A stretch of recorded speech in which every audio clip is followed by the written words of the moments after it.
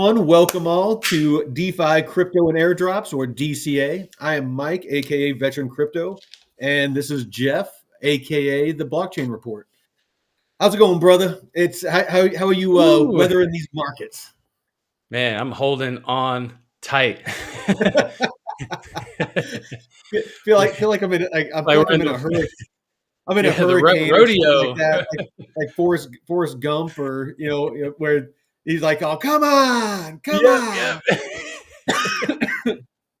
Yeah, it's been wild. I saw something on X talking about it was the tariff news, but I don't know. I think there's just a narrative to get a good pullback and accumulate lower. Because I mean, ultimately, who controls the driving the price down? I mean, other Me. than liquidations, yeah, you I'm personally doing it. all your Yeah. Oh, DeFi yeah. Just my strategy. massive DeFi bags. I'm just fucking manipulating the your shit out of the market. your 12 figure. Yeah, yeah. Fuck. I wish I got like a two figure. You would be anonymous. You'd be fully anonymous at Right. that point. Right. Hey. So this is the Bitcoin way. Appreciate you showing up, Chili Rainbow. Appreciate you, brother. This is the Bitcoin way. She's actually been getting What's up, man? pretty. I think she's Bitcoin been man. like dipping in pretty good on the DeFi. I don't know a whole lot Nice. about what she's doing, but she's been reaching out for just a little bit of advice. Like she was just getting an error, and I get them all the time. I'll show you my VFAT there, Bitcoin way. So yeah, And I mean Black whenever. Ice. Oh, hey, what up, Black Ice? So yeah, it's like whenever I'm on here and I'm trying to harvest or do anything like that, and I go in here and it goes to do the harvest. Sometimes if there's a lot of volatility and things like that, I'll get errors, and rejections Mhm. and stuff. And so I always have my slippage. Just a little FYI, I always set my slippage to 0.25. Mhm. Um, and then sometimes if it's like a really volatile market, you might need to bump it to 0.50. But for the most part, you should be able to get away with 0.25, and that will keep that slippage down and keep you from losing money on your transactions, because I'm kind of a stickler when it comes to that. But anyway, I mean, as you can see, I mean, I'm still in range, even with all this dumping. On two of my pools, I'm still in range. ETH, of course, with its epic dump, it looks like it needs to go up about what 100, like $150 or something like that before I'm back in range on that. Earlier today, I was in range. But Oh, that's about yeah, the same for me too. I'm about 100 oh, about $90 out of range on my ETH. But yeah, it's I know that's why, previous times I thought about rebalancing, but after dumps like that, but I'm like, no, just wait, because the bounce back up's usually pretty good, and it usually comes back up within just the bottom of my range, and then I'll kind of reassess it if I need to bump it down a little bit, but yeah. I'll wait and see. Like you And said, we'll that have to. you'll rebalance quicker if it goes out the top because it's you're only holding Oh, yeah, yeah, because USDC you at want to that catch point. that price appreciation. If it Yeah. dumps out the bottom, my rule of thumb is I wait 24 to 48 hours, and sometimes I'll even wait a week. Just because Oh I shit. I Okay. look at the mood of the market, and just if I feel like it's gonna stay where it's at, if it's gonna dump further, because I don't want to rebalance and then it dumps further and I rebalance again, dumps further and I rebalance again. Yeah, Mm-hmm. I kind of want to see it range for a bit before sideways before I rebalance, because you don't want to be constantly rebalancing because you're just constantly locking in those losses. It sucks. Mm-hmm. Nasty boys in here, and Nasty Deadwood. maybe he brought his stepmom. Oh. The sack nasties in here. Um, so yeah, one of the few that are in the green right now is your boy Story IP. It's up Oh yeah. 20% right now. Yeah, that one had a really nice run last week at it went up to $7, I think. 7, $8.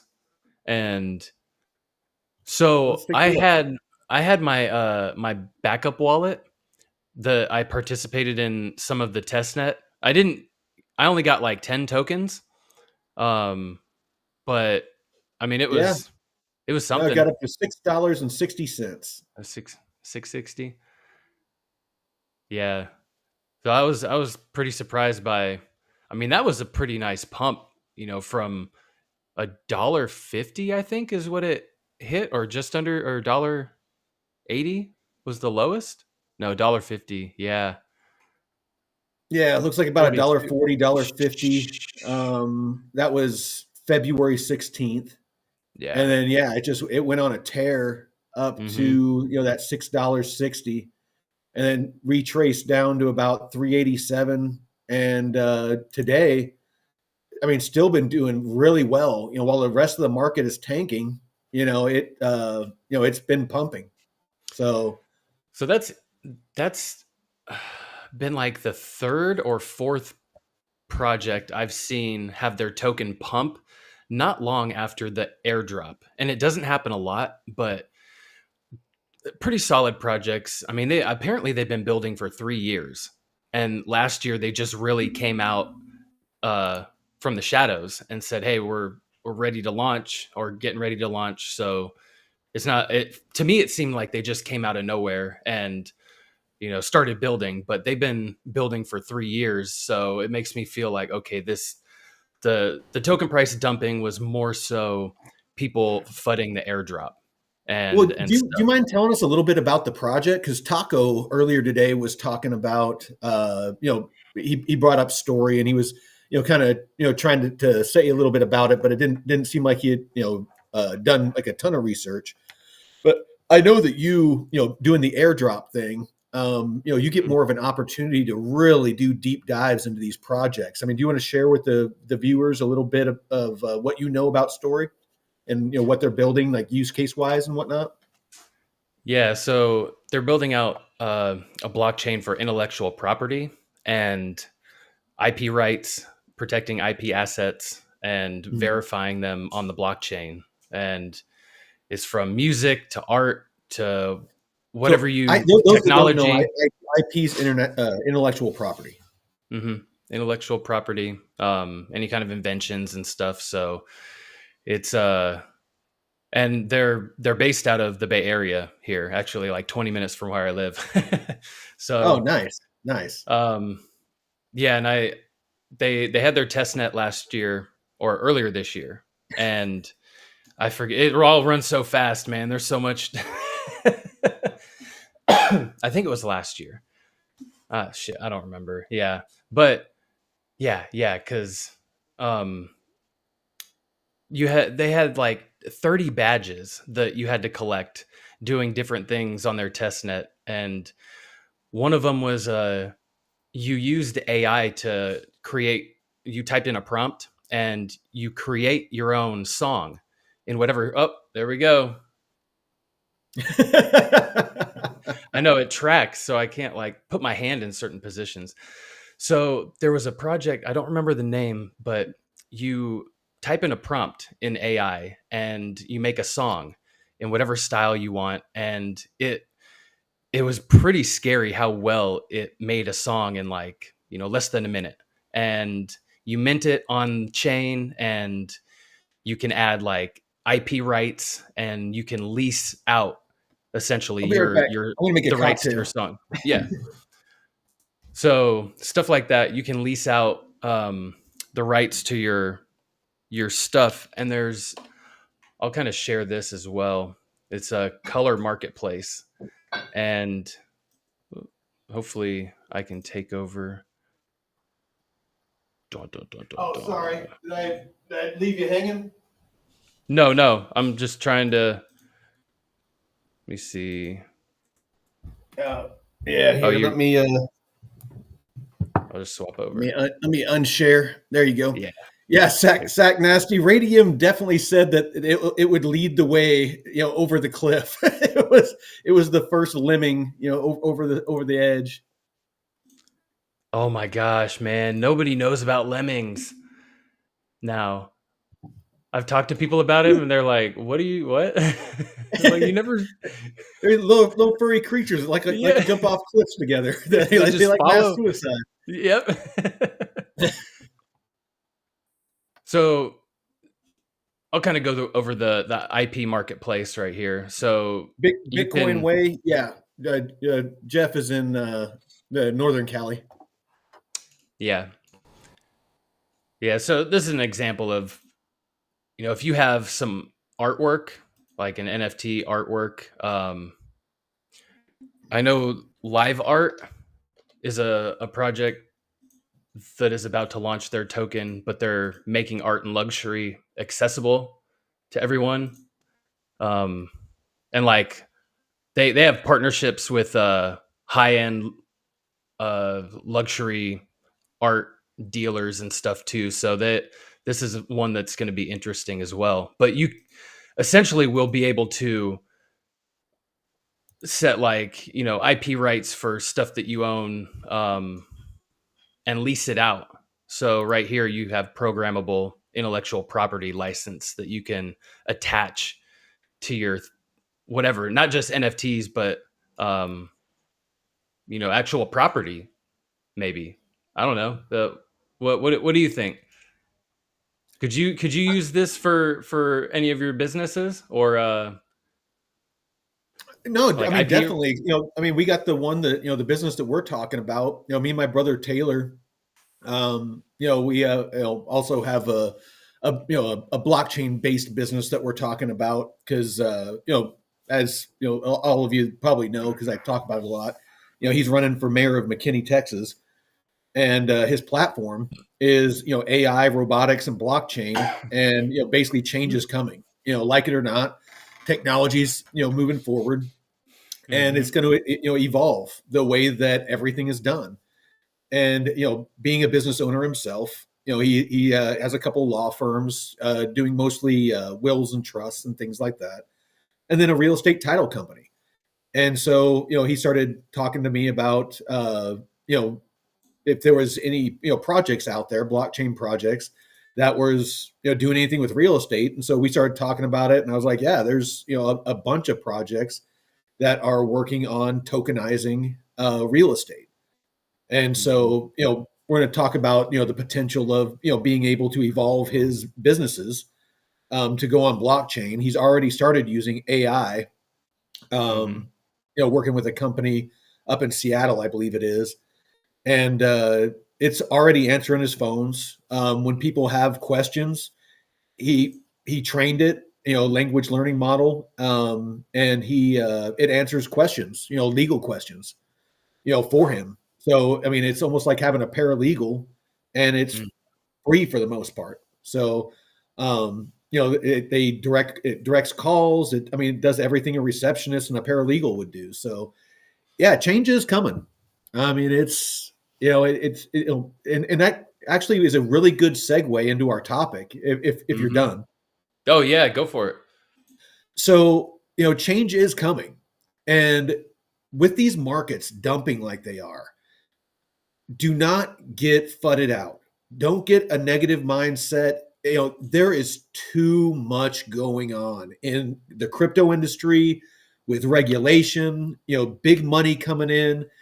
They are manipulating these markets. I'm not one of these, 8 pound or, 10 pound head or 20 pound head people that I'm going to show you all the data to support it.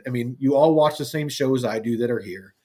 The data that I have looked at is right now the markets are being heavily manipulated because they want to keep the price down and drive the price down as much as possible so that they can buy up.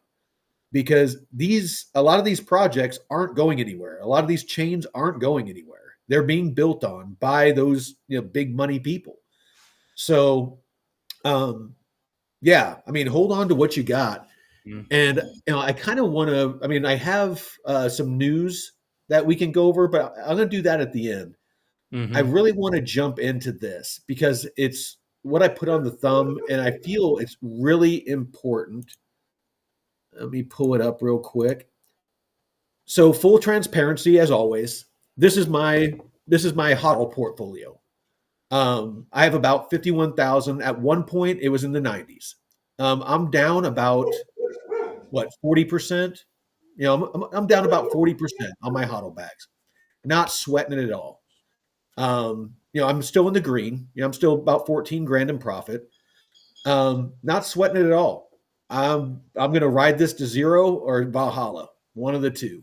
Mm-hmm. But what's important is I want to share this. So this is my DeFi portfolio.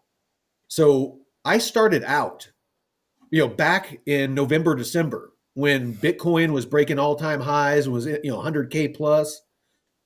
I started my DeFi portfolio with 15 grand. Actually, less than that. I added some, but all in, I have 15 grand of my money in my DeFi portfolio.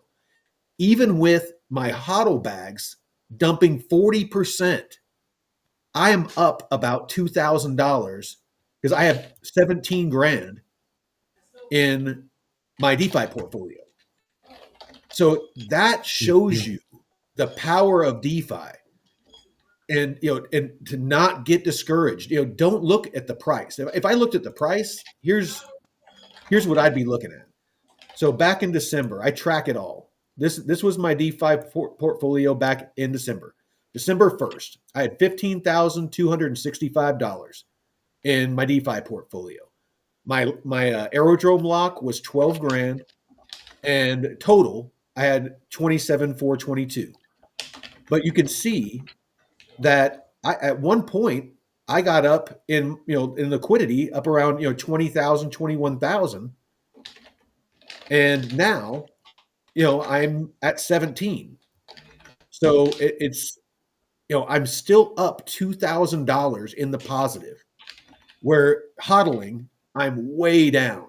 So that $100 a day that I'm making, sometimes $50, if it's low volume, like on the weekends and stuff, I don't make $100 a day, but all of that money I've lumped back in to, buying more crypto.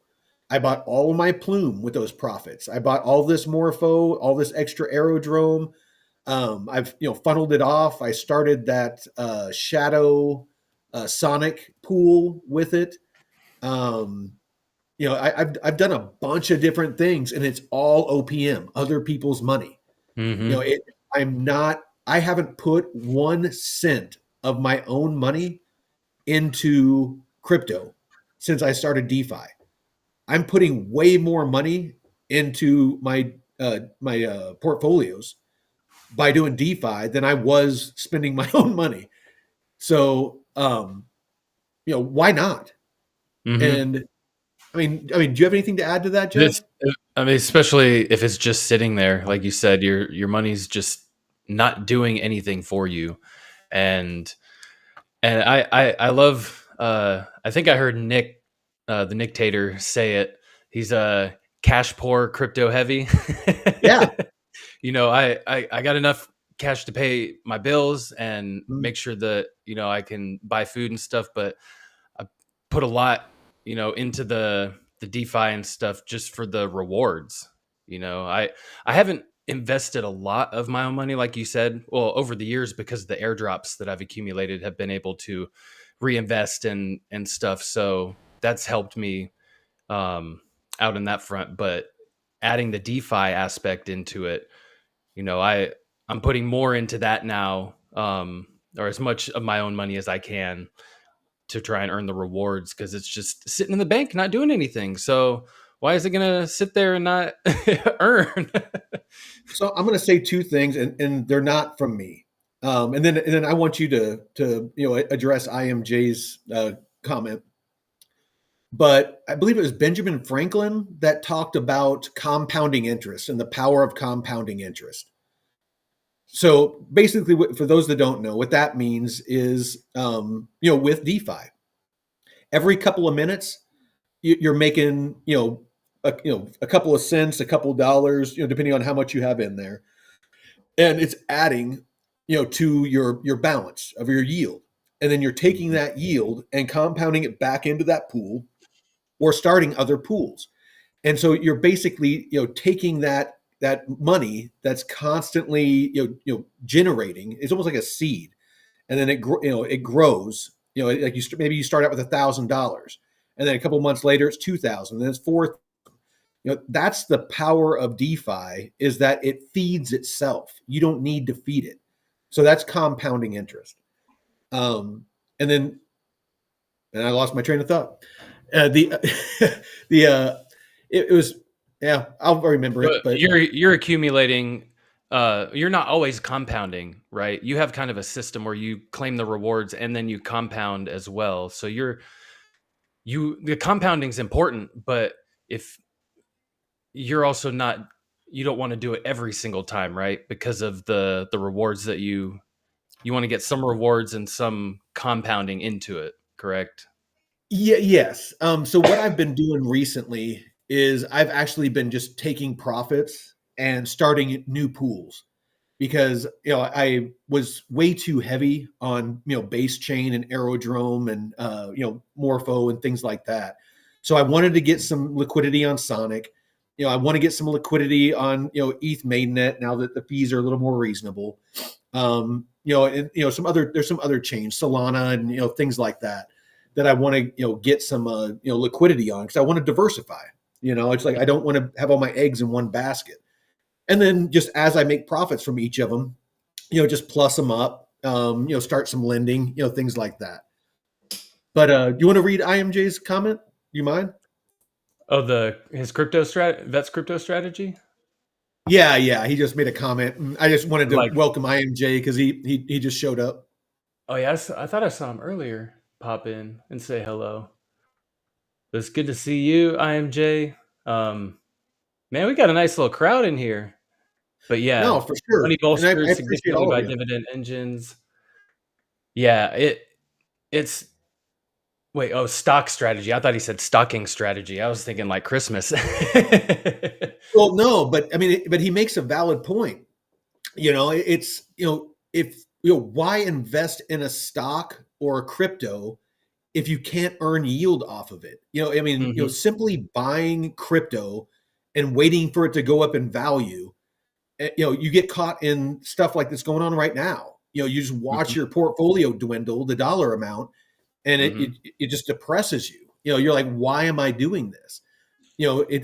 You need to diversify. Yes, have your HODL bags. And this is going to segue into kind of what I want to talk about next. You have your HODL bags, but put some of it to work to generate, a revenue stream for you, free mhm, money, so that you can, put money in these new projects that come along, and you can take advantage of these dumps and buy more, things mhm, like that. So, kind of what I wanted to segue into was, the lower risk plays. So, if you want to dip a toe into DeFi, the two places that that I started personally was lending, which is, let me bring up Aave. This is one really good place. Is Aave is a good platform, and Morpho, Moonwell, good platforms as well. But lending is very powerful. You don't earn as much as liquidity pools, but it's good, steady money. So you can actually supply, USDE, DAI, Tether, USDC, whatever, and you earn a little bit of money.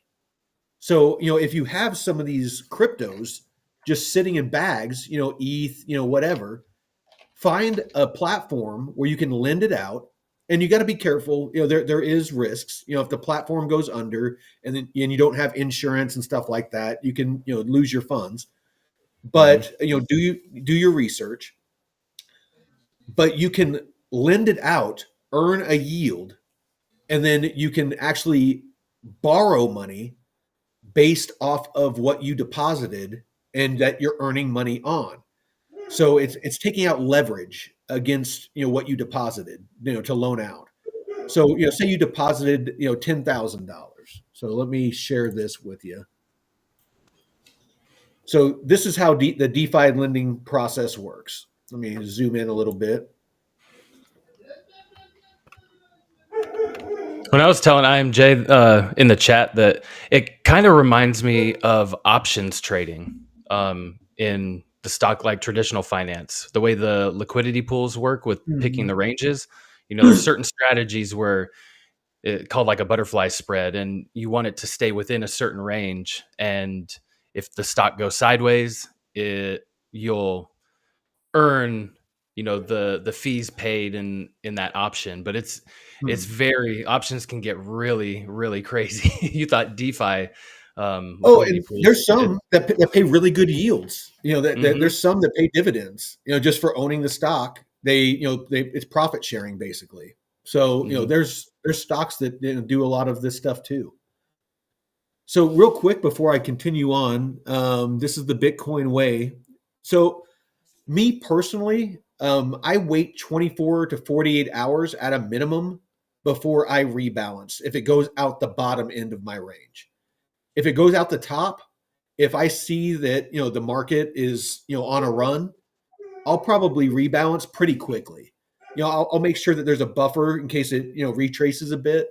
But you want to keep catching that price appreciation. So I might wait like an hour or two, but if it's really running, I'll probably just rebalance.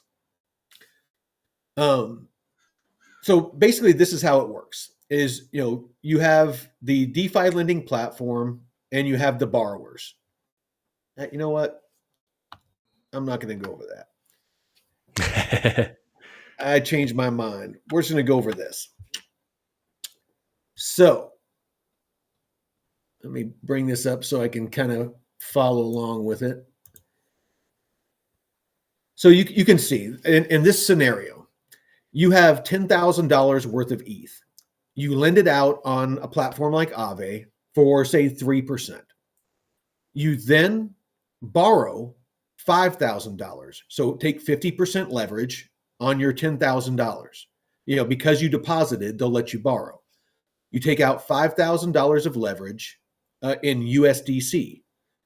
You can then lend that USDC and earn like 10 or 20% on it, which negates the 5% that you're paying, for the interest on the loan.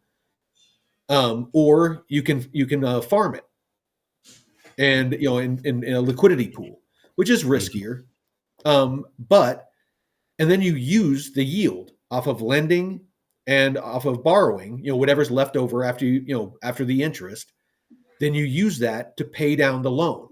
So it's a way of holding all of your ETH or hodling all of your ETH. The only way you lose your ETH is if ETH dumps more than 50% because you leveraged 50%. And you have to Mhm. look at the platform. Some of them have different liquidation levels, but and you can take less, leverage. Like if you only want to take 2,000 out, take 20% or 3,000, 30%. You can do that. There's But some good calculators out there too, there that is. you can find, because that's And important. most You want to make sure that you don't over leverage yourself. And absolutely.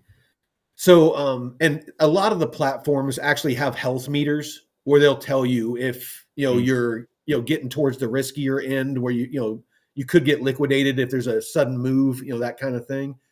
But it's good to have some USDC, sitting just lending that you haven't borrowed against somewhere else.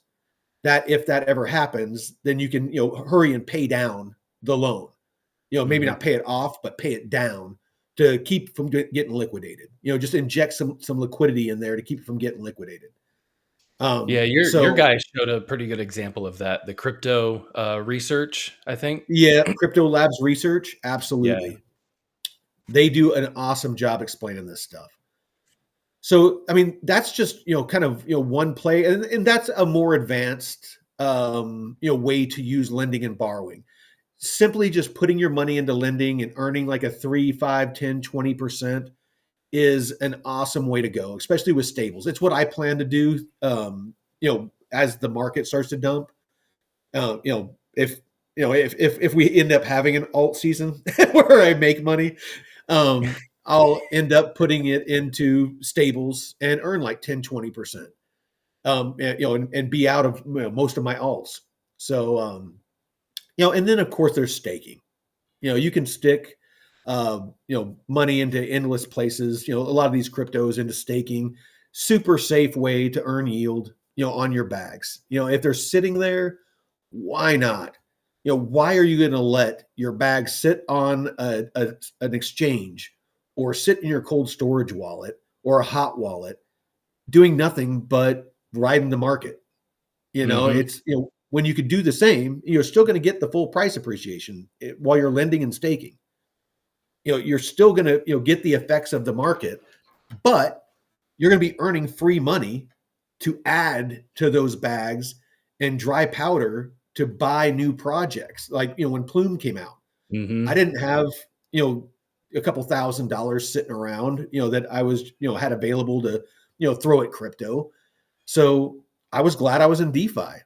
I had a bunch of Arrow, built up, and so I cashed it out and put it in USDC, moved it over to Ethereum, bridged it over to Ethereum, and bought a bunch of Plume. Mm-hmm.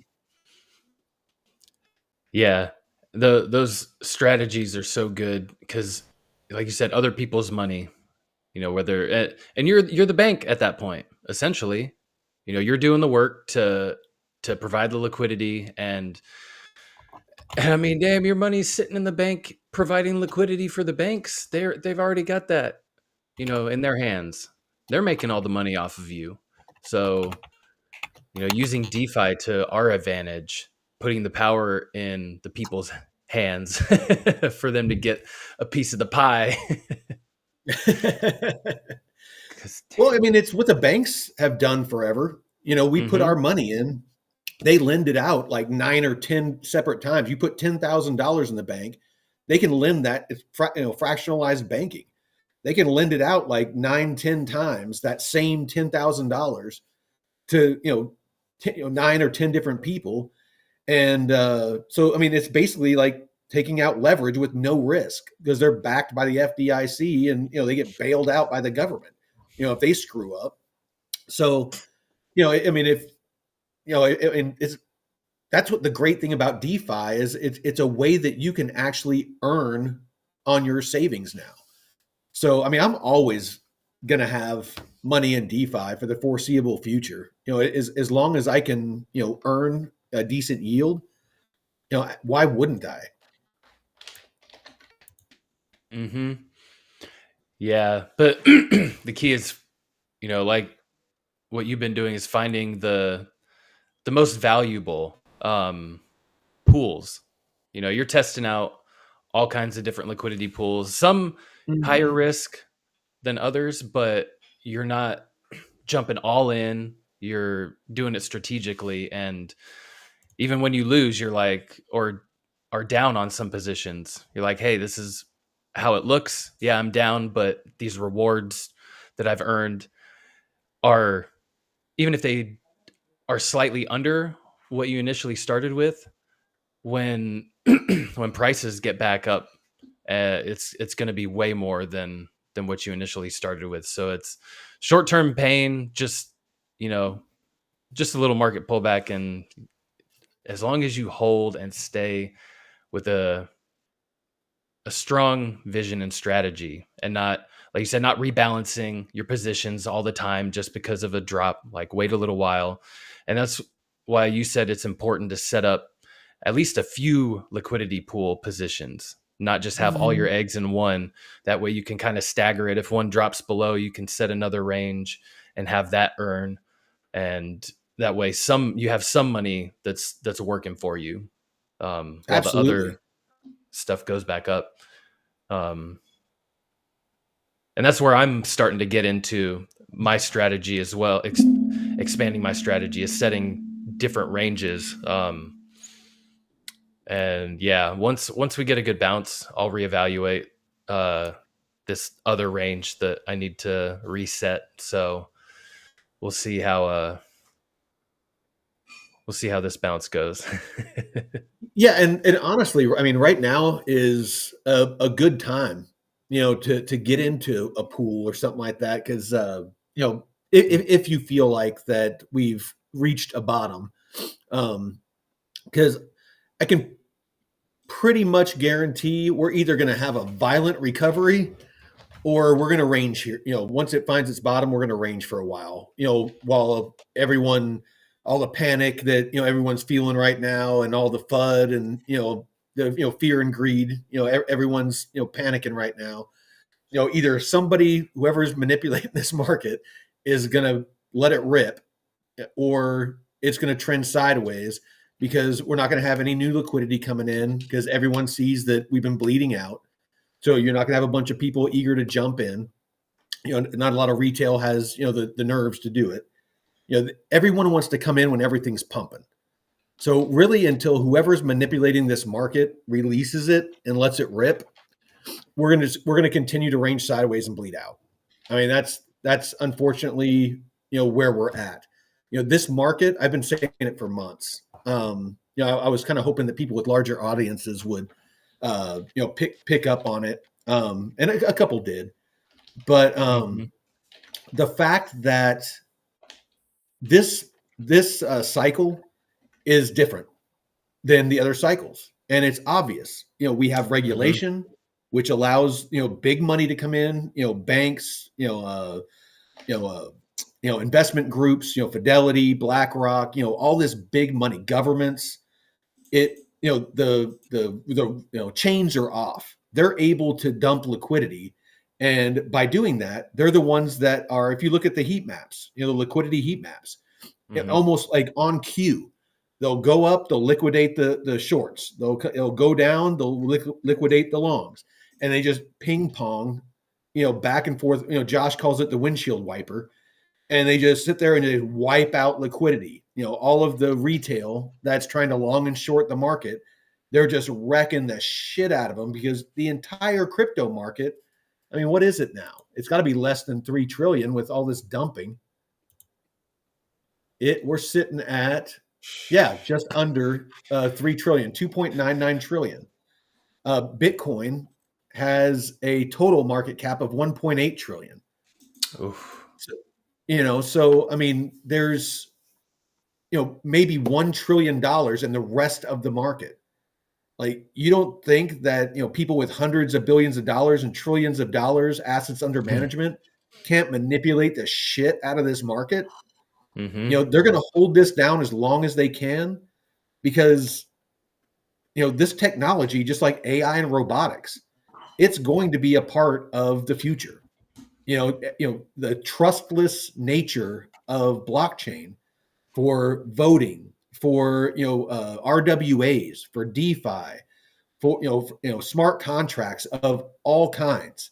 If you don't need Hmm. a lawyer, if you don't need a title company, if you don't need an escrow company, if all of that, you're buying a piece of property, all those hoops, all that paperwork, all those people to stamp it and to file it and to take it to the recorder's office, and all that shit is gone. Hmm. That's what this technology is going to do and why it's being adopted. If you're bullish, you're not bullish enough. It's it might not be tomorrow or next week, but me myself, I'm using DeFi to use other people's money to constantly stack my bags in any solid, fundamentally solid project I can find. And I'm going to Hmm. keep doing it to zero or until I'm just filthy fucking rich and I'm live streaming from a yacht or something. Yeah. Yeah, and man, there's a lot of crypto related jobs that companies. I mean, more crypto companies being built. There's going to be a lot of jobs and all this stuff. People being automated out. Yeah, but I mean, there's always going to be opportunity. And whether you and AI will need somebody to help manage it. You're gonna have bugs that come up. You're gonna have things that might not run properly. So you're still gonna need human interaction with systems and people too, like making human interaction. So everybody's not going to be phased out. Once automation takes over, it's just going to look different. And that's how things have been. With the printing press came along, all this stuff that changed the way the world works. There's just a shift into different things, and it's just an adjustment we'll have to make. But those who resist are going to be left behind, unfortunately. But it's good to stay ahead of the curve. You want to take this comment? I think that you can probably answer this better. You've been around crypto longer than me. Which one are you looking at? I pinned it. This is the Bitcoin way. Bitcoin way. I'll ask the Wondering question. how long price can be manipulated. Question, you go ahead and yeah. So I'm wondering how much or how long price can be manipulated and the 4-year cycle still express itself. I mean, it wasn't really until like March, April when we started getting the pump in the last bull run. Now, I do feel like it's different this time, and I don't know what that will look like, just simply because of the amount of institutions involved and the banks and stuff, and more companies, governments. And I don't know what El Salvador, did they actually pause buying Bitcoin today? I heard that this morning, but keep talking. I'll look it up.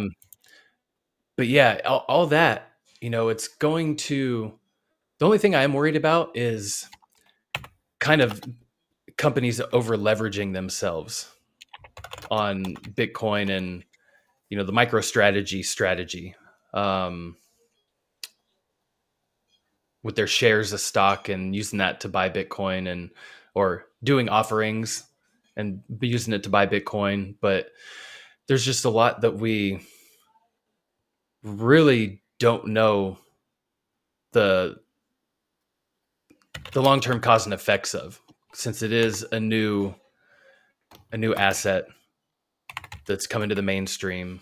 And we have seen some scary stuff with liquidations on, with FTX and stuff, and other exchanges having to send funds around, i.e.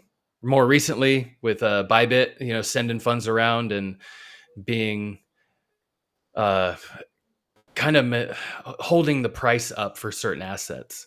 And I know that other exchanges were selling like meme coins and other projects in order to send the right funds to Bybit. So that could be the biggest red flag, is over leveraging assets when price takes a big hit and exchanges caught with their pants down. That would be another reason to extend it. But I'm glad you bring that up. That honestly is another bullish freaking indicator. How Bybit, they got hacked for $1.4 billion in ETH and managed to stay solvent. It took them like a day, or like not even it wasn't even 2 days. It was like a day and a half. And they were able to either take out loans or do whatever they had to do to buy back the ETH that got hacked. So that, the whole time they stayed 1-to-1 backed. That to me is massive. I mean, just the fact that, they were able to suck that up, shows you how mature, this, ecosystem or this industry is becoming. And Bybit, I mean, it's a decent sized exchange, nothing like Coinbase or, I don't know, maybe they are bigger than Coinbase, but definitely not bigger than Binance. So to answer your question, El Salvador is still buying Bitcoin, despite reaching an agreement with the International Monetary Fund in December 2024 that scaled back some aspects, such as making private sector acceptance voluntary and winding down the government-backed Chivo wallet. The Salvadorian government has continued to purchase Bitcoin for its national reserves. As of mid-February 2025, reports indicate El Salvador has been adding to its stash, with recent purchases, including 12 Bitcoin on February 5th and additional single Bitcoin buys noted as late as February 17th. So, yeah, they're still buying. They're now exceeds 6,068, valued at over 554 million. And those that don't know, El Salvador was in the red before they started doing Yeah. this. Since they started buying Bitcoin, they are back in well back in the green. So Mm-hmm. him taking that chance, that risk of starting to just DCA hard into Bitcoin, he actually pulled his country out of huge debt to where now they have a surplus. I mean, again, another bullish indicator. I mean, it's yes, the price is dumping. I get it. It sucks. Mm-hmm. I would love to see my bags back into six figures again. Mm-hmm. But focus on the long, zoom out. We'll get there. It's don't put money, don't put your mortgage payment into freaking crypto. But when you have spare money, it's what I do. And again, why I do DeFi. So I don't have to use my personal money anymore. I'm Mm-hmm. using other people's money. People that want to take out a loan because they want to day trade, or they want to buy a Lambo or whatever it is that they're doing with it. I don't care, because I'm Mm-hmm. getting my money. It's Yep. trickling in. When I'm sleeping, it's trickling in. When I'm doing this show, it's trickling in. When Mm-hmm. I'm outside working, when I'm working out, whatever I'm doing, I'm drinking my drink, smoking my Tick, tick, cigar, tick, tick, tick. tick, tick, tick. Yep. That money tick, tick, tick, tick, tick. And it's just filling my little piggy bank. Mm-hmm. So, And you don't again, think companies like BlackRock are gonna let it fucking drop to zero, especially with real world assets? I mean, hell you have to no. build out the infrastructure, and we're still so early. They're just now getting in and Hell, starting to build hell out yeah, like Deadwood. Hookers and Ondo and blow. their hey Hookers and blow. blow on hookers. No, hookers and blow. Do a He's talking about you gotta get that money so you can make it rain, so you can buy yeah, hookers and cocaine. we got that's the HB special, the Hunter Biden special. Yeah, right. No, that's meth or crack. That's entry level. That's beginner shit. Oh man. I Oh know, dude. I'm gonna buy some cigars. Freaking, I'm actually about to take a trip. I'm gonna buy some cigars while I'm out of town. oh, you get them when you go down to the Dominican and stuff when you sail down there? Yeah, yeah. Whenever I go down, I always pick up some cigars and stuff like that. And then I know some people that have hookups and stuff like that too, for Mhm. some really good cigars that mail them to me. Well, real quick, what do you think will happen to the price of Bitcoin once you start getting transferring all the real world asset, like the value of it onto the blockchain? Think about that. We haven't even got to that point yet where, we're just starting I'm to dip sorry. our One, toes. one one more time. You broke up a little bit. What'd you Oh, ask? what will happen to the price of Bitcoin once you start getting transferring the value of real world assets onto the blockchain, like true real world assets, like the BlackRock is going to start transferring on. I mean, you're going to have an explosion of price, man. People Well, are like, oh shit, this is a real thing, and this I see the value now. Well, I know Josh like harps the fuck out of fucking Ondo, but he's right. Hmm. It's like, yeah, he needs to spread it out, spread his love a little bit, when it comes to talking about projects. But I get it. Hmm. Ondo, BlackRock 100% is planning on tokenizing all of their U.S. Treasuries onto Ondo. Ondo is doing they're aligning themselves. People keep talking about XRP and how they're going to be the banking infrastructure, and they might. It's I was huge into XRP. It could be I had another like tool. $30,000 worth of XRP back when I was buying it at 34 cents.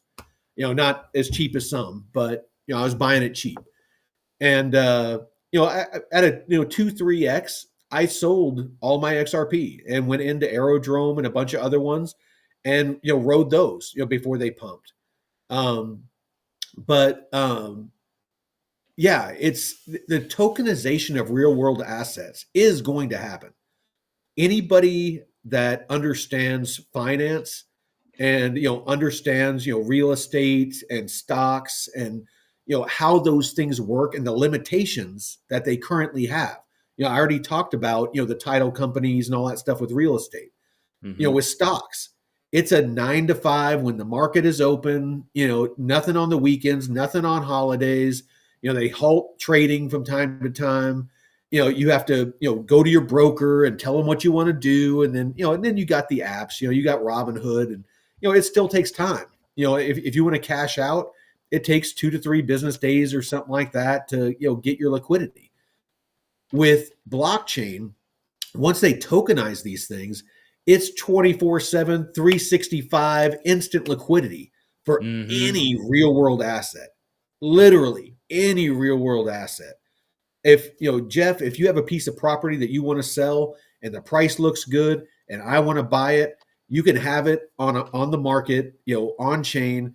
I can have my liquidity in, some sort of, USDC, USDT. I can, deposit that instantly. It recognizes, yep, he paid the price. The blockchain will do whatever's necessary to do the checks to make sure it's free of encumbrances, make sure that you don't have any loans against it, make sure that it's free and clear, no liens, all that stuff, that due diligence that, like, again, real estate agents and stuff do. If everything checks out, pop, pop, pop, pop, pop, it transfers ownership to me. It notifies you, hey, you have $100,000 of USDT. Your property sold. Done. So, I mean, pretty much you could sit behind your computer 24/7 flipping properties, without Mm-hmm. using a real estate agent. Without having to do any fancy paperwork, without having to be an expert and all that kind of stuff. You can just find good deals on properties, sit on them, put them on the market, and just have them in the marketplace to where anybody can buy them at any time from anywhere in the world. Without any sort of, again, nobody taking 3% for the buyer and 3% for the seller's agent, and then you Mm-hmm. got the title company wanting their fees and nitpicking your profits. And It's weekends too, right? If you need something sold, like, or do they limit it? Like, we don't do activity or work on the weekends, selling a house. Like, you could essentially, with the blockchain, since it doesn't close for any set period of time, you could sell your house on a weekend. You And guys are getting DJed in this chat. oh yeah, yeah. like like we started out with hookers and blow, and all of a sudden we're talking about the size of people's bags and shaking the ground. Hey, good thing we don't have Isaac in here. Everybody would be Oh, banned. I know, right? Again, you're burned. Oh So man. But yeah, yeah, I does mean, does that, like, selling a property and buying a property, because I'm not as familiar with that myself. Like, you can't process stuff on the weekends, right? It's only business during business days well, I mean, and shit. you can go look at a property, but I mean, if you're wanting, a lot of the process, because I'm assuming that you've bought property before, but for those No, that I have. haven't, Yeah. okay, I've bought and sold tons of properties. Yeah. So basically, you have the real estate agent. They will work pretty much 7 days a week, not 24 hours a day, but 7 days a week. They're not going to show you anything on the holidays, things like that. They're the one that's you're probably gonna have the most access to. Title companies, 9 to 5, Monday through Friday. Very rare occasions where you get them to do something on the weekends or something like that. Obviously, any government agencies, like the county recorder, that you have to record, the transfer of ownership and stuff like that, is not Hmm. going to happen, unless it's 9 to 5, government hours, 9 to 5, Monday through Friday, no holidays, Hmm. all that jazz. And then you got all the other people that are pretty much Monday through Friday, no holidays, 9 to 5. Blockchain, 24 hours, 7 days a week. Yeah. It's if somebody is looking to buy a property, that you own, they can be anywhere in the world. They don't have to worry if somebody's awake, or if if somebody's going to answer their call because they're interested in the property. You can put everything about the property, just like they do now, online, pictures, whatever, and all the details of the property that's in the smart contract. Hmm. And that in on the listing, it could in real time be updating.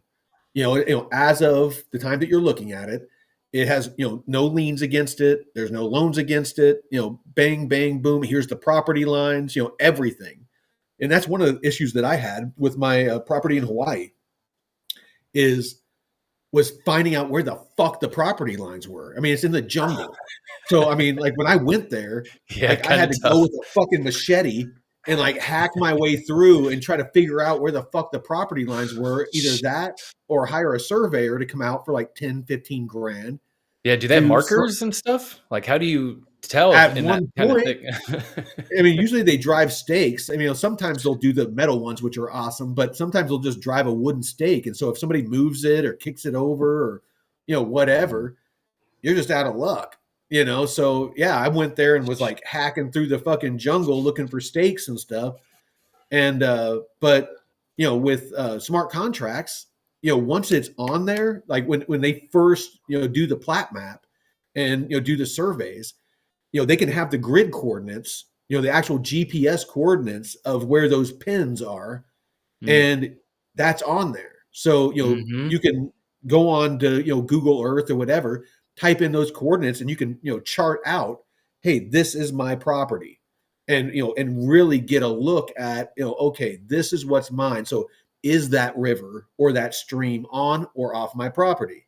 Is Hmm. that mine that I want, or that, that rock feature, or, that really cool old tree, old growth tree, or, whatever it is, that shed, that shed that the owner built. Did he build it on somebody else's fucking property? Is that not Yeah. mine because it's built on somebody else's property? Is the corner of my house, is my front porch, on somebody else's property because, they didn't do the lines right back in the day. And, now Hmm. they've updated it. And, now I wouldn't own my front porch.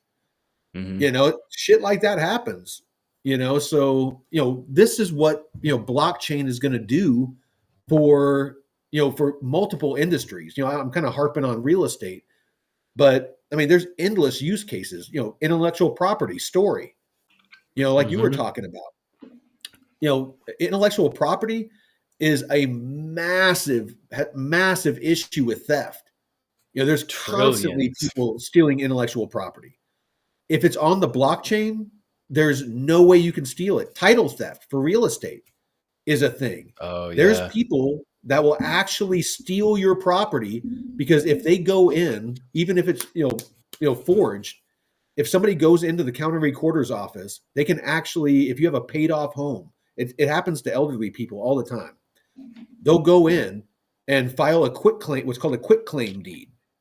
And with a quick claim deed, they can transfer ownership to themselves, go and take out, 2 or 3 loans on it in, 30, 60, 90 days when you start getting a letter saying, hey, you're behind in your payments. You're like, what payments? I own my fucking property. They're like, no, you don't. So and so took a loan out on it. That person's gone. They're, 30, 60, 90 days ago, when they got that money, they're sitting in, Costa Rica on the beach sipping a Mai Tai. So this is what, this blockchain technology is going to fix. If you're Hmm. not bullish, then you haven't done your research. This industry, hold strong.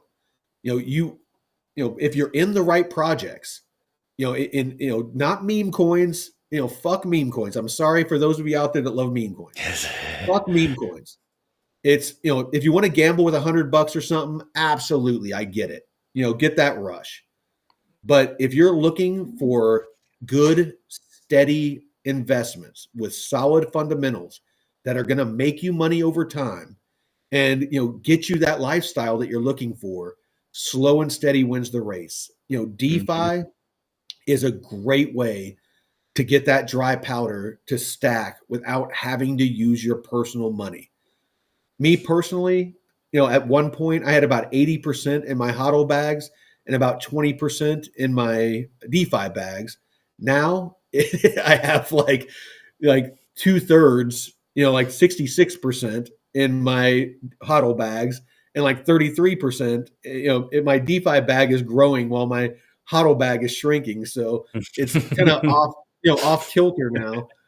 But yeah, I just can't stress it enough. It kills me to watch people in the chats on these shows where they're just struggling, with the FUD and their portfolios dwindling, and just I feel their pain, and their desperation. Mhm. I can sympathize or empathize, whichever one of those is applicable. Um, but I mean, there is a way, and it's DeFi. Whenever you can, lend out your assets, on a reputable platform. Don't chase APR and find some fly by night platform that, is going to go insolvent. Aave is a good one. Morpho and Moonwell are both good. Find a good, solid lending platform. Compound, I think, is another one that's been around quite a while. But Mhm. take a small portion and throw it in there. Make an extra 10, $20 a day. 10, $20 a day doesn't sound like a lot, and we've said it multiple times. $10 a day over a 30-day month, that's $300 of free money. That's $300 of DCA money that you can throw Mhm. into a crypto, and that could turn into 3,000 if you 10x it off of making $10 a day. That's the power of DeFi. Yeah.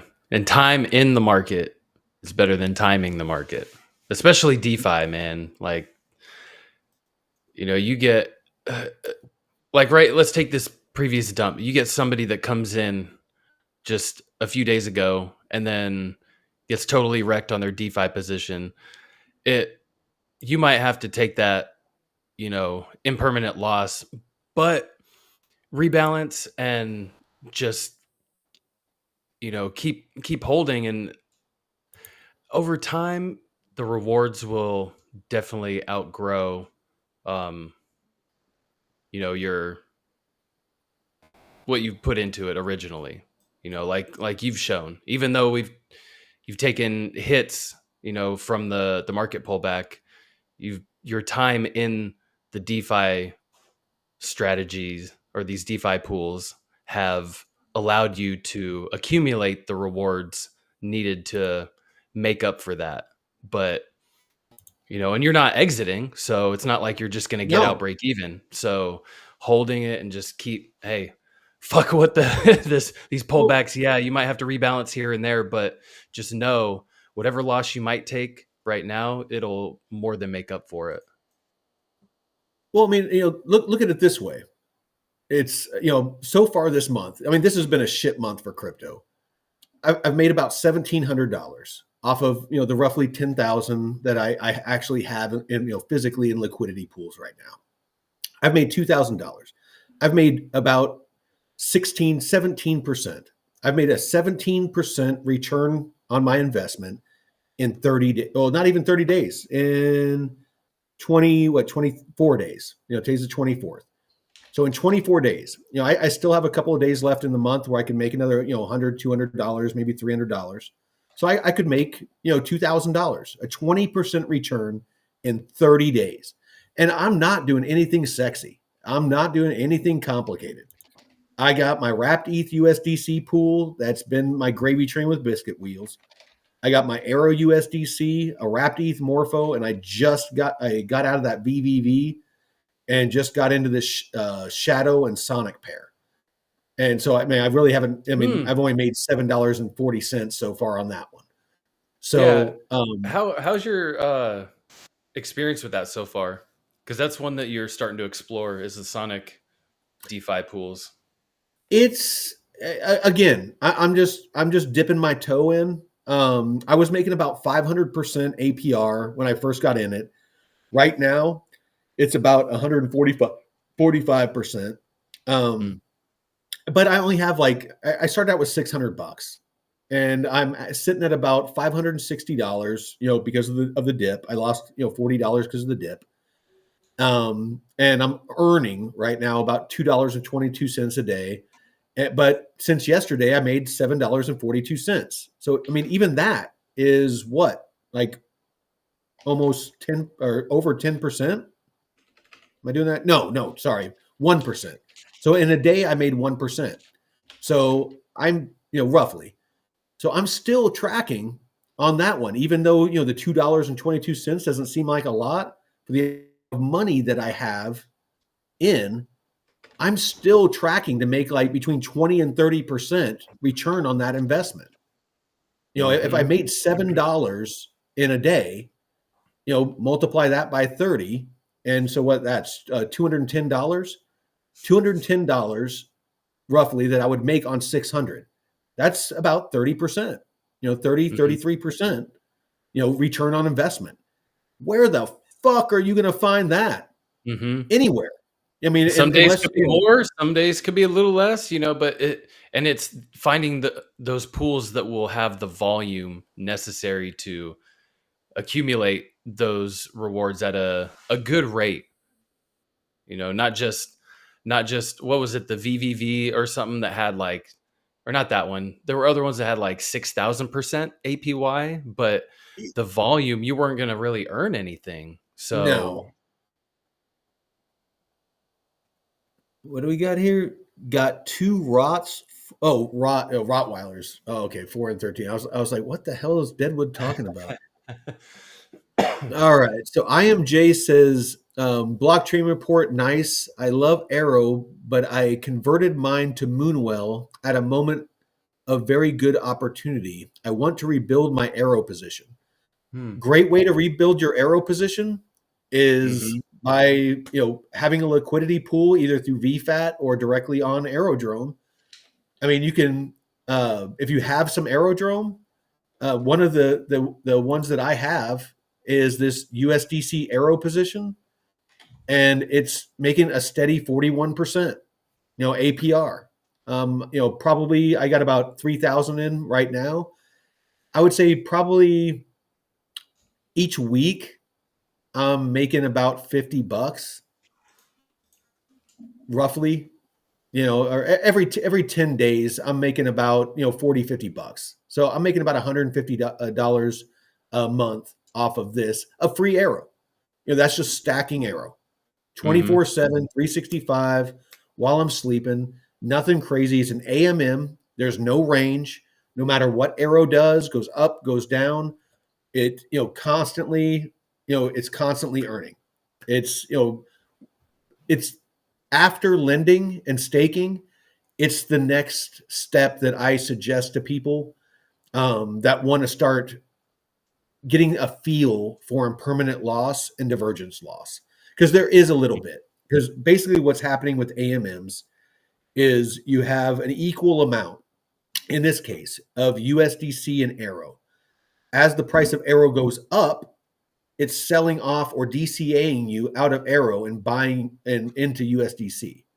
So it's maintaining that 50-50 split. If Arrow starts to dump, it's going to start buying Arrow with that USDC to keep that 50-50 split of value. So, like, I can't open it because it's on Aerodrome. So I hope that makes sense. So, right now I have 1, 2, 3, 4, 5, 6, 7. I have 7 different revenue streams that are earning me, this yield. And again, it doesn't seem like a lot. Sometimes I'm making $2, sometimes I'm making 10, sometimes I'm making $100 a day. Right now, total on the ones that I have on VFAT, $26, Hmm. a day. But again, it's free money. It's there's absolutely no reason why, if you hold crypto, that you aren't in some way either staking it or at least lending it. It's insane to me that people wouldn't take a portion of their HODL bags and do this and let it grow itself. Throw a chunk in there and don't put another red cent in it. Just let it feed itself. Mm-hmm. Yeah, and you can lend, and even if you need to pull some of that out, you can borrow against it if you want. And that way you don't have to, like you said, take that tax event. And it's just a lot easier because you don't have to give your crypto up, pay that tax event, and it's just um you're using the system. Sorry, I am Oh no. Jay. He said veterans always talking about staking Arrow is like that little bug in my ear making me want to do it. He's like, thank God you don't talk about vintage GI Joe. He's like, I'd be fucked.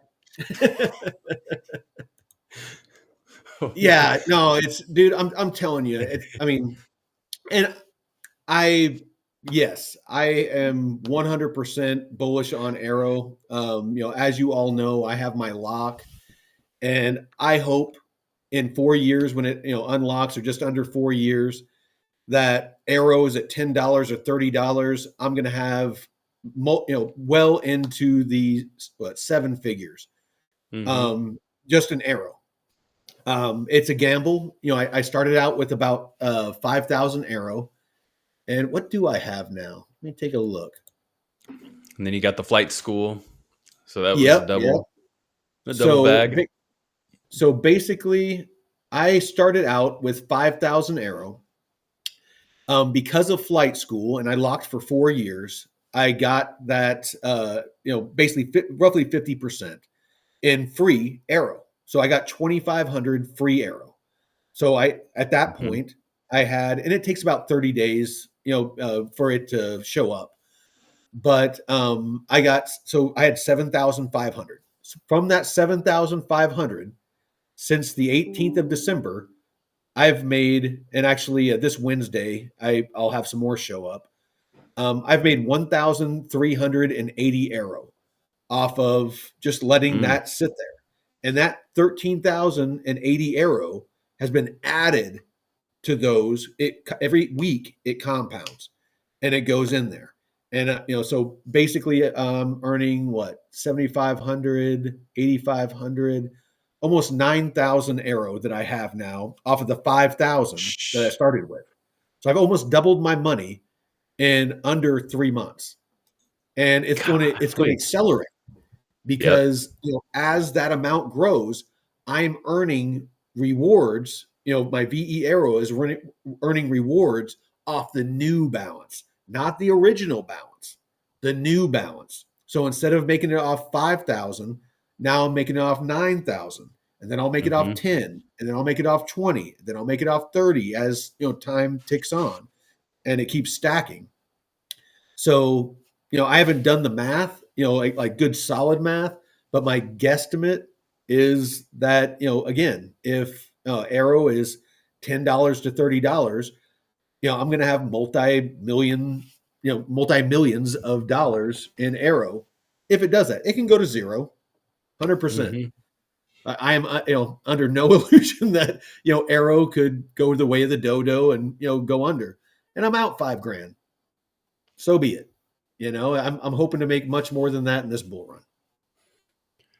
Well, and you can really, well, one thing to help people feel a little better about picking solid projects like Arrow that at least should be around for a few cycles is look at like EOS. And what are some other ones? Neo token, are they still around? Like you still have some of these ancient tokens that have been, or projects that have been just kind of fumbling around for the past 8 years, and their token is still out there, has some value, but picking a good project like Arrow, like Moonwell, stuff that has substance that a lot of people are using on a chain that is pretty popular, base network. So it should make you feel more confident and at least comfortable in holding this asset and not just a meme coin that is just going to fucking blow up in 5 minutes. And you really want to be strategic with this and intentional. It's okay to gamble a little bit at the casino when you know that's what you're doing, but when you're coming to the big boy table, you need to be locked in. Yeah, yeah, no, absolutely. So let's see. What do we want to speak on next? Let's I got Crypto Panic pulled up with the ticker with all the new news. Anybody in chat have anything that specific that they want us to cover? I mean, I got some stuff that we can cover, but I'd much rather touch on things that maybe you guys have questions about and you ladies have questions about as far as DeFi. So feel free to type those in, and I'll look over the questions real quick. Did you hear about Sam Bankman-Fried trying to get a pardon from Trump? Yeah, well, his parents are the ones pushing it, and Oh, yeah, it's kind of hilarious. Let's see. IMJ is chomping at the bit because he wants to stir up 100K to redeploy into 3 income positions that he has planned. It's real patience and discipline I'm staring at now. Oh yeah, no, yeah. I mean, I definitely have some plans. It's how I would like to deploy. Me personally, I'm looking for a 10x on my portfolio. I'm looking to have 500,000 to $1 million, in this bull market. When I hit 500,000, I'll be taking a sizable chunk out. I mean, I'll be DCAing before that, but at 500K, I'll be taking a sizable chunk out, and probably have like maybe 30% in, as like a moon bag. And then, mhm. if I hit like 600,000, maybe, take like another, 10%. And then, just kind of as it, keeps going up, just, keep peeling some, profits out. So I just want to make sure I have more than 500K because I've kind of done my math and, what I would like to have is residual income using DeFi. And very easily, if I had 500,000, I could have some low risk, zero risk plays, making 5%, 5 to 10%. Just to have that little bit of money trickling in, and then having some higher risk plays, taking like 20% or 10% of it, and to where I can make 10, 20 grand a month, added to my current retirement and other things I have going on, and just have a really nice, comfortable life. And that way I don't got to worry about if, AI and robotics and, shit like that is, taking everyone's jobs and, that kind of thing. So, that's my focus is I just want to have that, solid financial independence, be able to, just do whatever I want, whenever I want, and not have to worry because that's a lot of what's going on right now is there's a lot of worry. People are worried about the economy, they're worried about all these wars, they're worried about if they're going to have their job in the coming months, they're worried about their families, they're worried about the price of groceries. It's just there's a lot of worry right now, and the only person that's going to come and save you is yourself. You really need to Mhm. start making a solid plan, and I don't mean, put everything you have into a meme coin and hope that you get rich. You need to have a solid plan and deploy that plan and work it like it's a small business. Track your Mhm. progress, pay attention, keep your fucking, ear to the ground, stay knowledgeable about whatever it is, and, stay up to speed with whatever it is that you're choosing to invest in, or business that you're trying to start, or whatever it is. It's that is how you're going, and stay disciplined like IMJ was talking about. You need to stay disciplined and focused. Don't let anybody knock you off your path. Guys have a really bad habit of when they like a girl, that they start splurging on, spending money and, dates, and, they want to have the flashy car and, Oh man, all yep. those things. It Don't fucking do it. Trust me. It If you want girls, girls will come.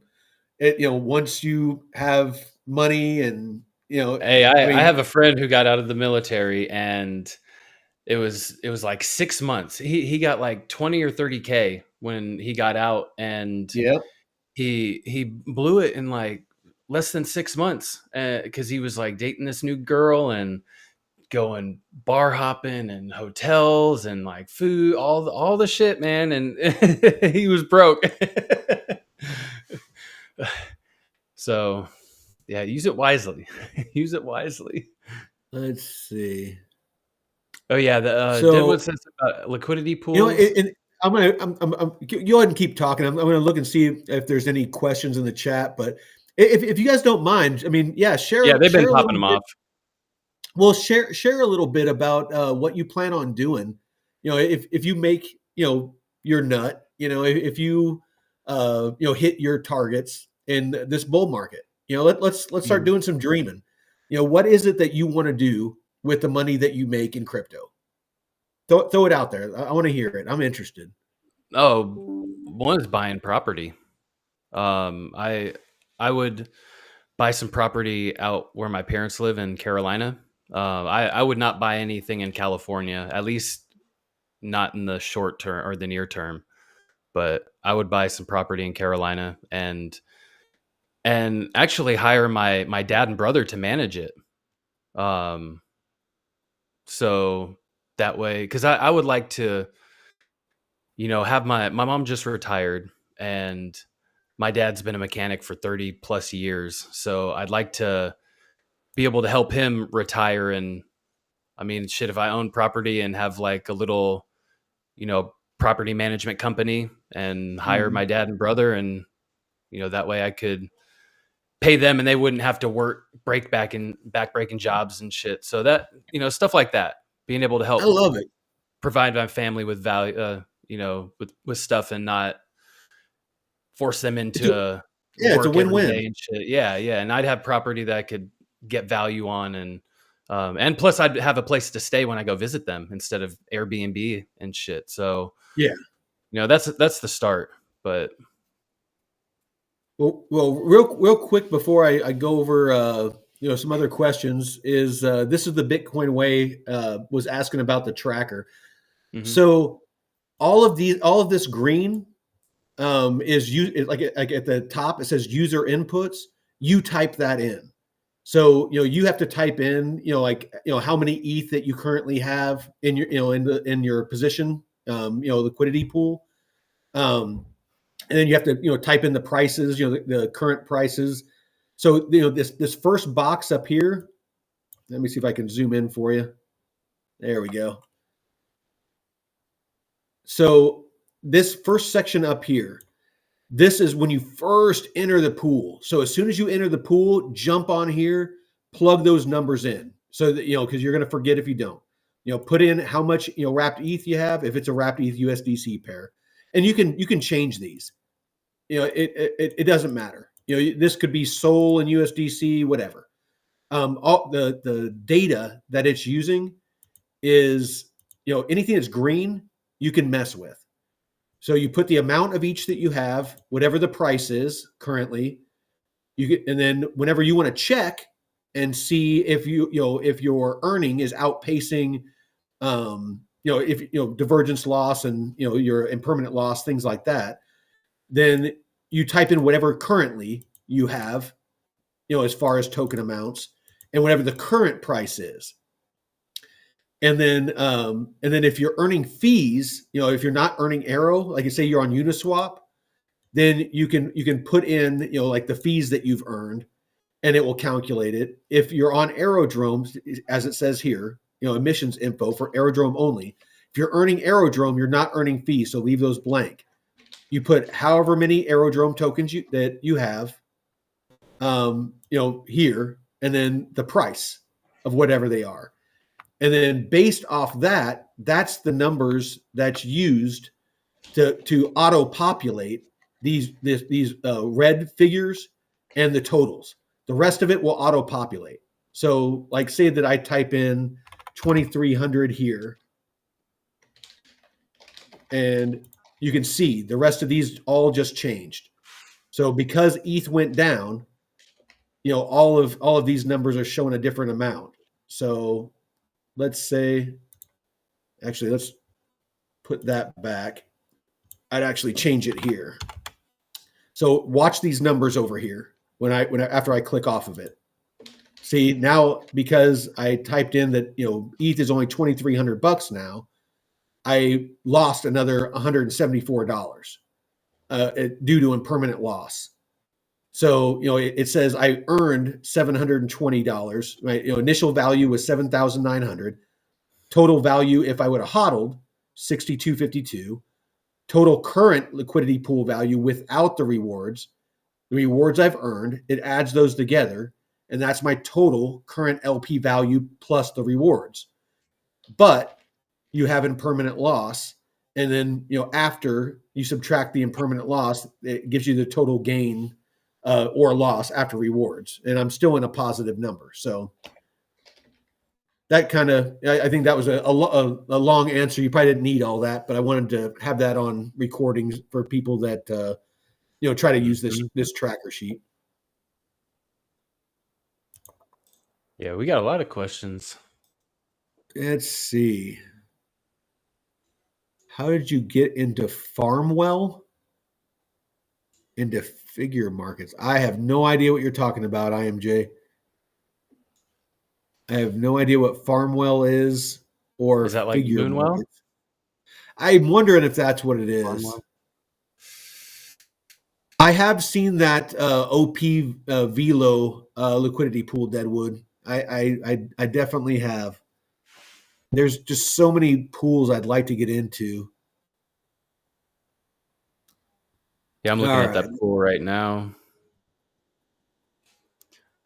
Can you look at cell D14? Is it green? Where do I get that number?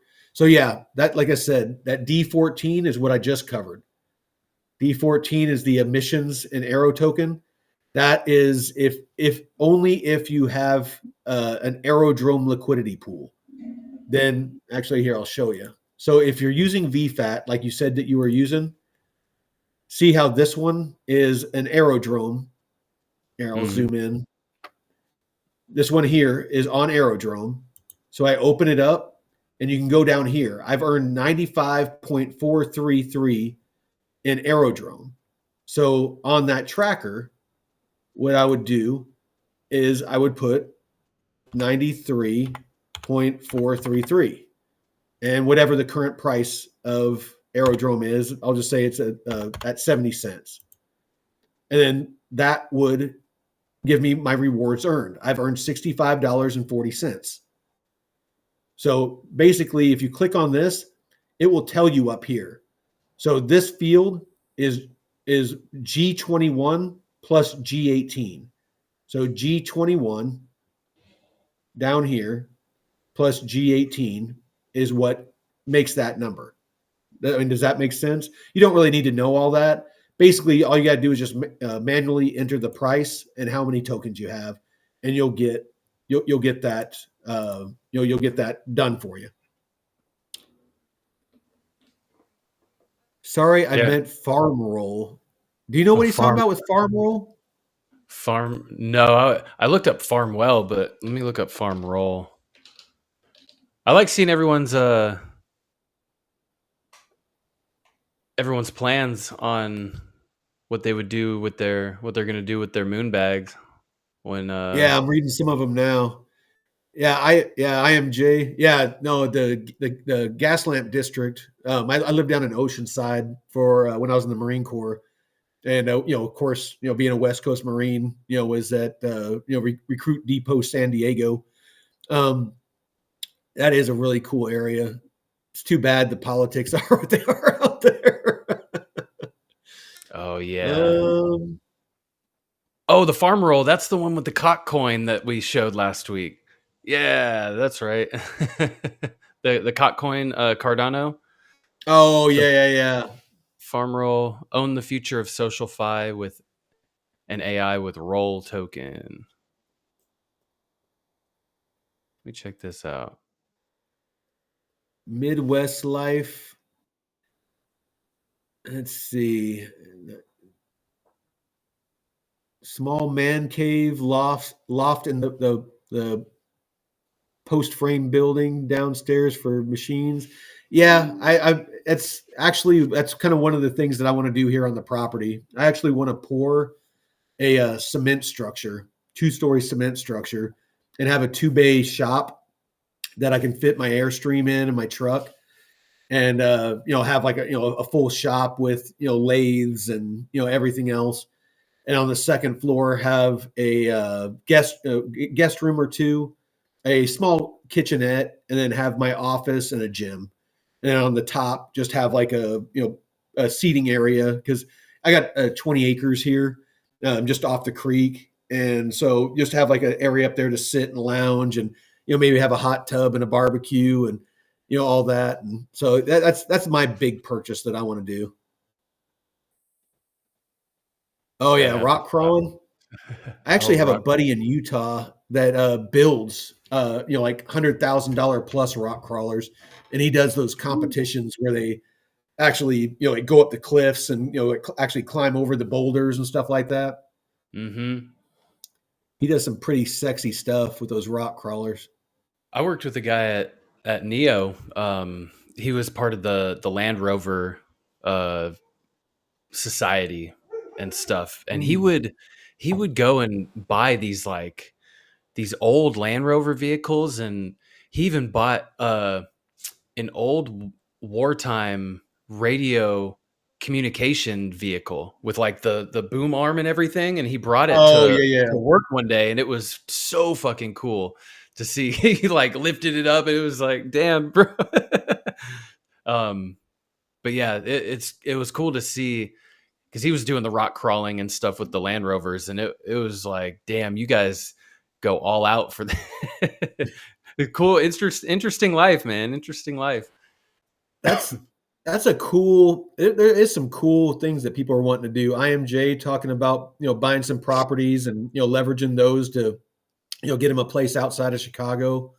Hmm. Bitcoin Way talking about taking care of her father and his wife, getting a big enough home. That's badass. I love that. Hmm.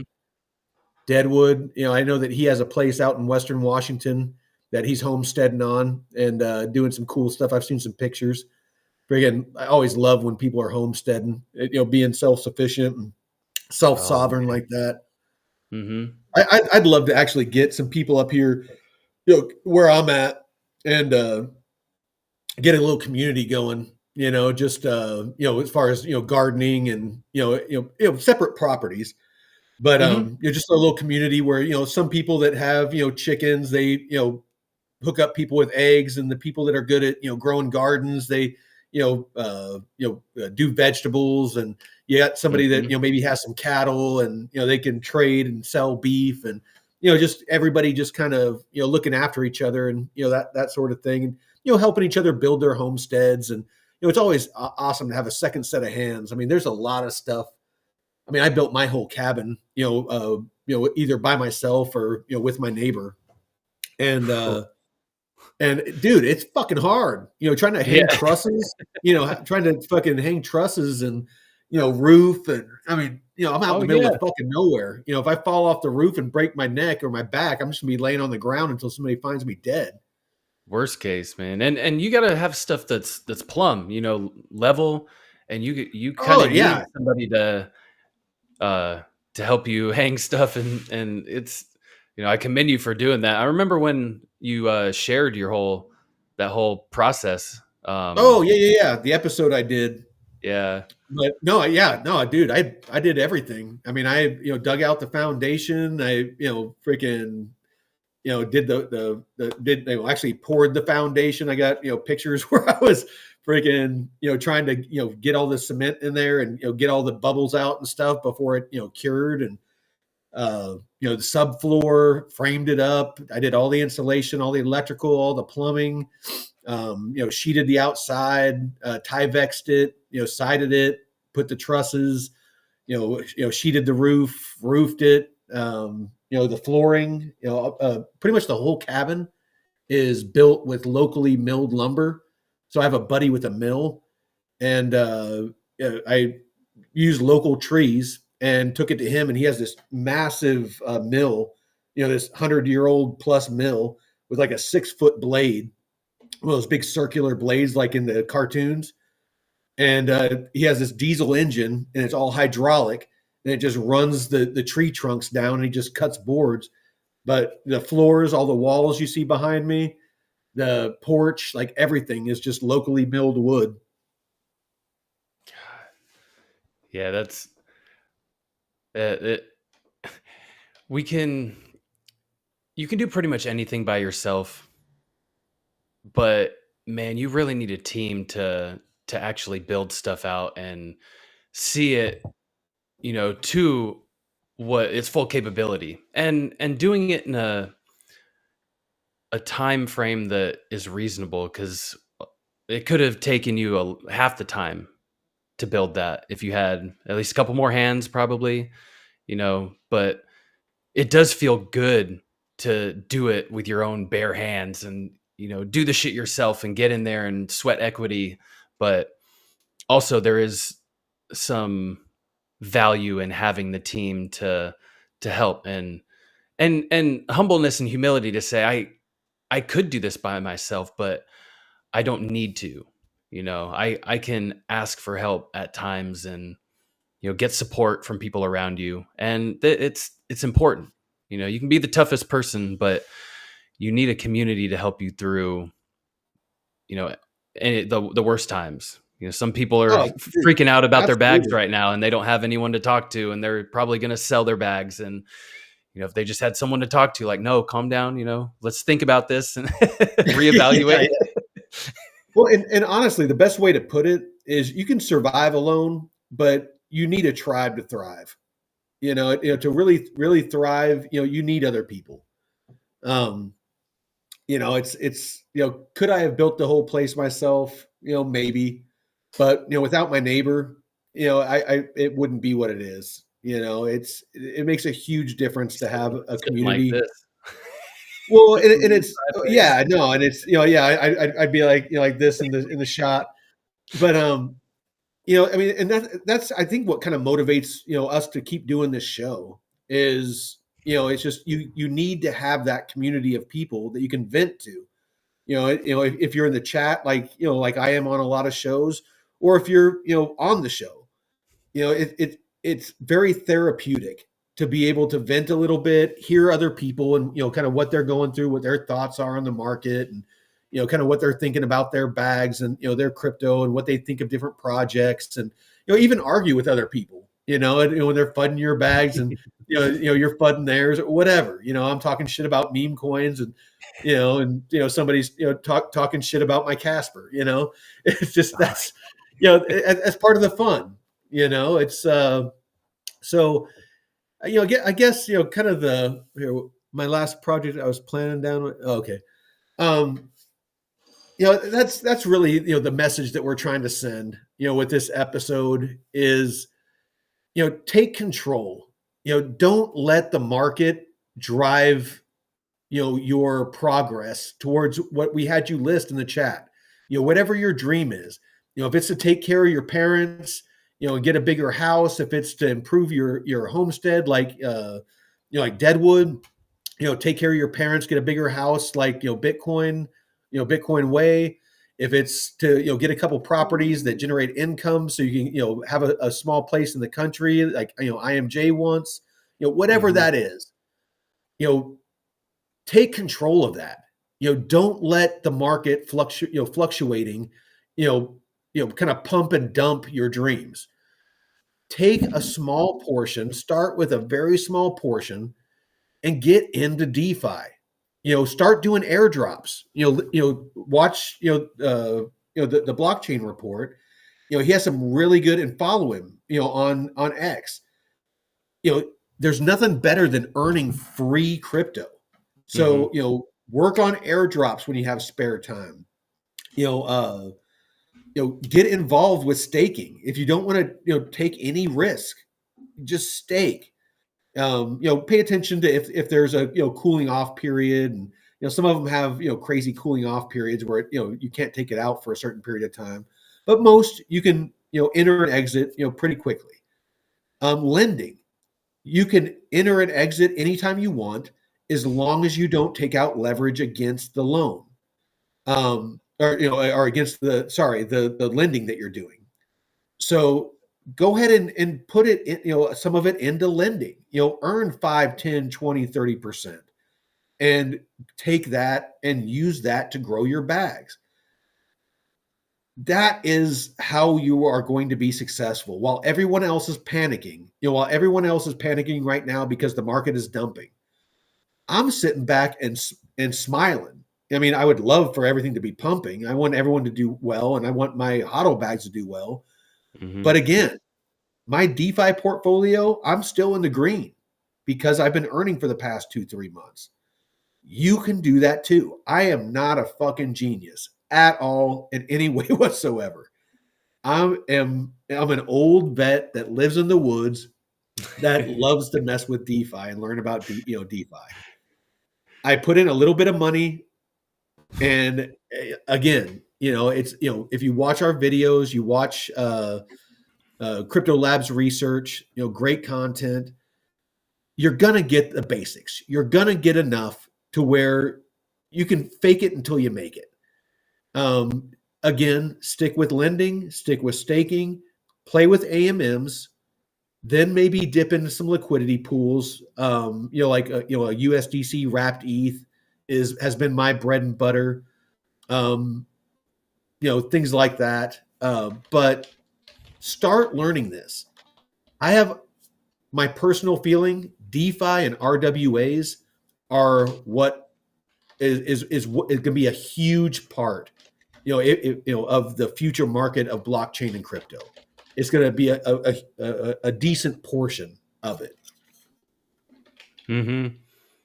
And to touch on the airdrop thing, I do have a video coming out like later this week or early next week that I just did over the weekend, where I went through probably 10 different projects. It's my daily checklist or my daily task list.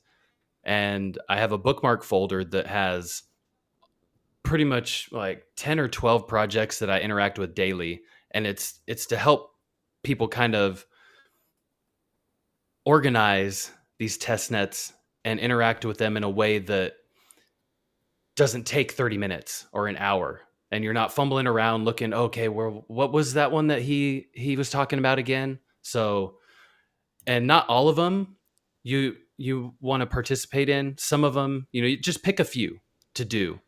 And I go through each one step by step, and I'll provide the video, the full video guide that I did for each one, in that description. But that will be coming. That is something I've wanted to really make to put out there for everyone, because I know Josh mentioned that he wants to get in, but he said, you have so many videos on airdrops that I don't know where to start. So I wanted to show, like, okay, these are the ones that I'm currently working on, and this is how I save it. And I open them all up, I go through all the tasks, and boom, they're done. I don't have to worry about it the rest of the day.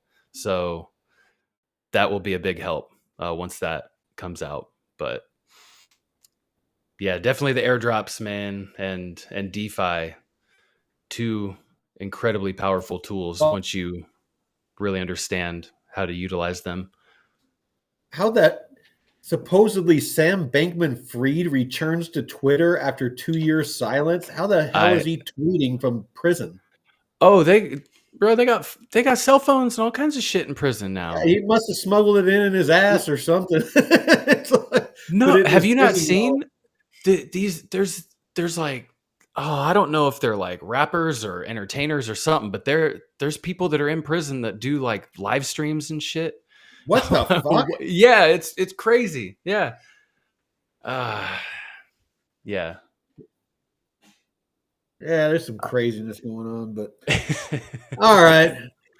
Well, I better go. I got a steak waiting to get Ooh. grilled up and some veggies and whatnot. So Mm-hmm. have a good night. We appreciate you all. I am Jay Deadwood. Yeah. This is the Bitcoin way. Of course, Chili. Jeff, I appreciate you. Chili Rainbow, C90, Joshua Joshua M was in here earlier. Joshua M. Mm-hmm. Sack Nasty. Oh yeah. We got the crew today. Nice. No, we had some a good amount of people show up, and thank you to everybody that's on Yeah. X that's Black watching Ice. that Mm-hmm. maybe if you don't have a blue check mark, you can't chat. By all means, we love that you watch on X, but if you want to get involved in the chat, by all means, jump on YouTube or Rumble. We can see both. But Mm-hmm. any closing thoughts there, Jeff? No, just don't panic too much. You know, I hope you can sleep well tonight. But it's just the probably the one big this will be the biggest pullback before the biggest launch. So there you go. Get ready for it. Let me zoom out a little bit. Yeah. So Zoom out. Zoom out. yeah, keep zooming, keep zooming. So I mean, it's it kind of looks like that we might have found a bottom since we've been live. Just to give a little bit of ray of hope. As we end the stream. It looks like we might have found a bottom. Asia has woken up. Let's see, what time is it? Real quick, let me see. What time is it in Hong Kong right now? Yeah, it's usually after 6 p.m., right? When they open up.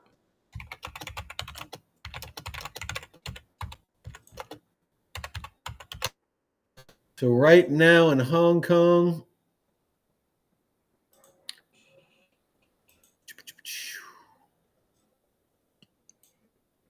the hell? It's giving me some kind of weird shit. Anyway, yeah, we'll see. Yeah, we'll see you all in the morning on Discover Crypto and the blockchain basement and on Kelly's show, the BitLab Academy and Taco show. But yeah, let's See how it goes. let's go to sleep and dream of all those dreams that we have that we're gonna do with our crypto once it hits. Yep. So Yep. until then, love you all. Veteran Crypto out. Later.